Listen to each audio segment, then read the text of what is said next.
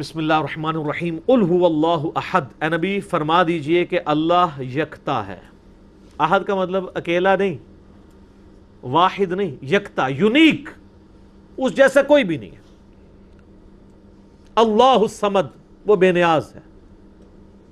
یہ تو ہم اس کا بالمفہوم ترجمہ کرتے ہیں، اصل اس کا ترجمہ یہ کہ سب کا پشت پناہ وہ ہے، سب کے پیچھے وہ ہے، سب کا سہارا وہ ہے، اس کا سہارا کوئی نہیں ہے۔ سمد عربی میں اس چٹان کو کہا کرتے تھے جو جنگ میں دشمن سے بچنے کے لیے پیچھے پہاڑ لیا جاتا تھا تاکہ پیچھے سے حملہ نہ ہو، تو اس پہاڑ کے لیے بھی سمد کا لفظ استعمال ہوتا تھا۔ تو اللہ الصمد، اللہ بے نیاز ہے۔ لم یلد ولم یولد، نہ اس نے کسی کو جنا اور نہ وہ کسی سے جنا گیا، یعنی اس کا بھی کوئی باپ نہیں ہے اور نہ وہ خود کسی کا باپ ہے۔ اللہ تعالیٰ جو ہے وہ ہمیشہ سے ہے۔ اس پہ میرا یوٹیوب پہ کلپ بھی ہے، ہو کریٹڈ گاڈ، اللہ کو کس نے پیدا کیا؟ تو اس میں نے ٹیکنیکلی میتھمیٹیکلی اس چیز کو ڈسکس کیا ہے کہ اگر for the sake of argument یہ مان لیا جائے کہ ہر چیز کا کوئی خالق ہے تو خدا کا بھی کوئی خالق ہوگا، حالانکہ یہ ڈیفینیشن غلط ہے۔ خالق کی ڈیفینیشن یہی ہے کہ جس کا کوئی خالق نہ ہو۔ اگر اس کا کوئی خالق ہوگا پھر خالق نہ ہوا، وہ تو مخلوق ہوئی۔ اللہ مخلوق نہیں ہے، اللہ خالق ہے۔ تو میں نے اس میں ٹیکنیکلی بتایا تھا کہ اگر for the sake of argument یہ بات مان لی جائے کہ اگر کسی ہر چیز کا کوئی کریٹر ہے تو اللہ کا کوئی کریٹر ہوگا، تو پھر جو اللہ کا کریٹر ہے اس کا بھی کوئی کریٹر ہوگا، اور پھر جو وہ کریٹر ہے اس کا بھی کوئی کریٹر ہوگا، تو کیا یہ ایکویشن کہیں پہ رک سکتی ہے؟ تو یہ تو ساری فالس سٹیٹمنٹ ہو جائے گی۔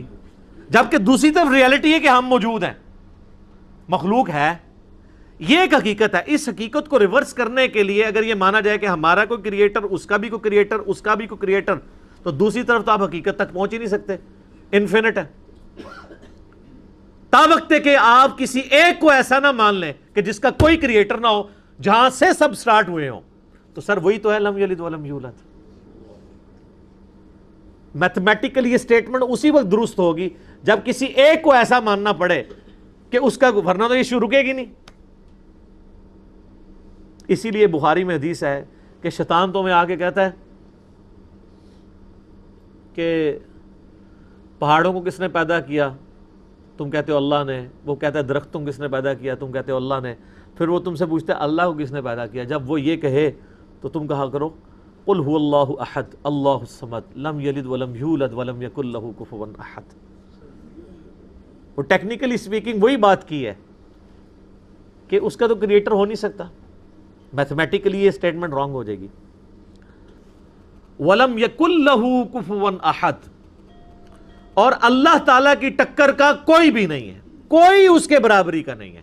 یہ وہ ٹیسٹ ہے چوتھا جس پہ کوئی دنیا کا بندہ، کوئی کائنات کے بڑا سا بڑا انسان بھی پورا نہیں اتر سکتا کہ اس کی ٹکر کا کوئی ہو، اس کی برابری کا کوئی ہو۔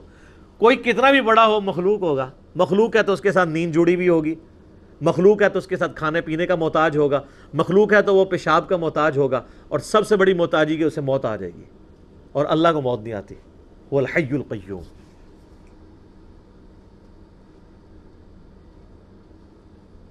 وہ خود سے زندہ ہے اور ہر چیز کو تھامنے والا ہے۔ تو یہ سورہ اخلاص یونیک صورت ہے اس اعتبار سے، اسی لیے اسے کہا جاتا ہے ٹچ سٹون آف تھیالوجی۔